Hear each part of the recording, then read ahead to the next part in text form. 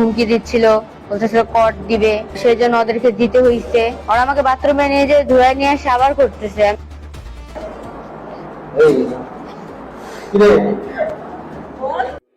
বন্ধুদের সাথে বাজি ধরে মেয়ে বান্ধবীকে একটানা 3 ঘন্টা গণধর্ষণ। ও আমাকে এমনি ঘোরার নাম করে নিয়ে গেছে, যে বলছিল যে ঘুরতে যাব চল, তো আমিও গেছি।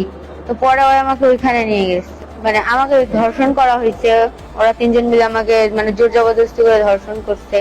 আমি নিষেধ করছিলাম অনেকবার করে, তাও ওরা আমাকে মানে ভয় দেখাচ্ছিল, অনেক হুমকি দিচ্ছিল, বলতেছিল কট দিবে, বলতেছে তামিমকে পুলিশে ধরা দিবে, যে সে বলতেছিল।